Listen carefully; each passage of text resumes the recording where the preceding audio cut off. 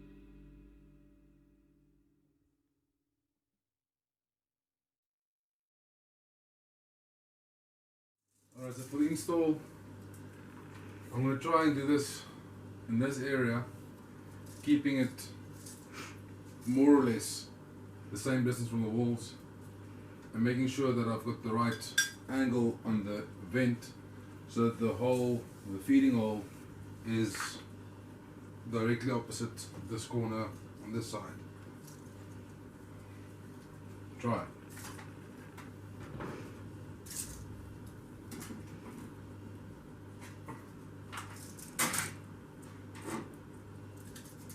I don't want to brag, but I guessed I was spot on.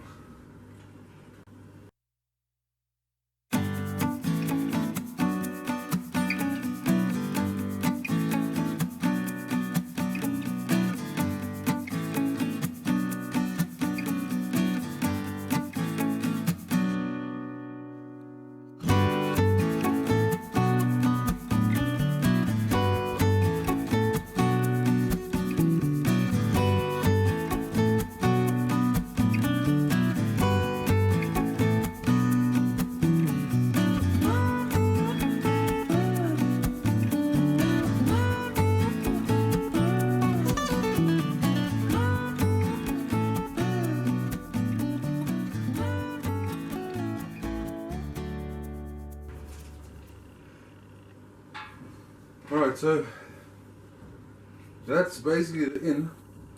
Now I tore some of the roofing material here. However, bending it back from the outside, sealing it up, should avoid any problems coming down the line. So next step is sealing the top, and then we'll show you the finished fire. Alright, so something that you cannot not do. What? So now, as the vent exhaust is on that side, we need a cover that will not allow rain to go through, but it now allows enough smoke to come out for the ventilation. So here I have one of the offcuts with some of the piece of material that I won't be using at this point. I'll be making a no weld cover for this little situation. Am I standing at an angle? Not. Looks like it. Anyway. So now, basically, I'm going to do this as quick as I can because I'm slightly tired of this. So I'm taking this and just measuring halfway, and that will be there and there.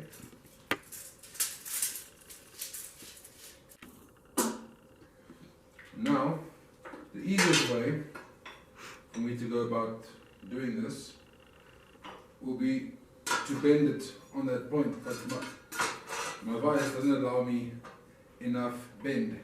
So I'll be using a piece of angle iron to extend my vise upwards.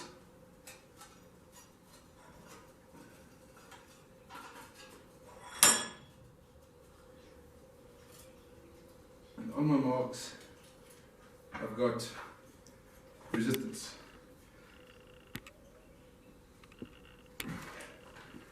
Make sure your bend is nice and straight.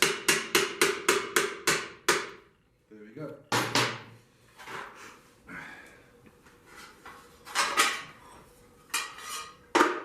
Now testing it on this one, I see I'm a bit far off. So bend it absolutely skew.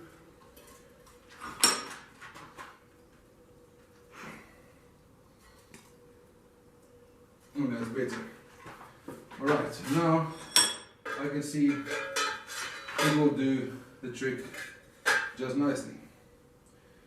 So what I do now is I need to mark on the edges where this one will be. So I can insert a small little bend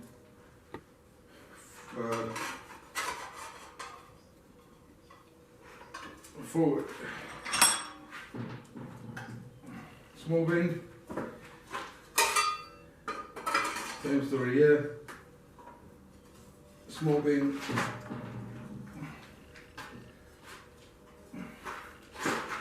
And now I'll have a little post box looking thing. Next step, dab it on there and just measure a little bit below this line, even holes that will line up with the holes on the back side for bolts to go through and clamp it on. Make sure you don't make the holes too close to this one, otherwise no bueno.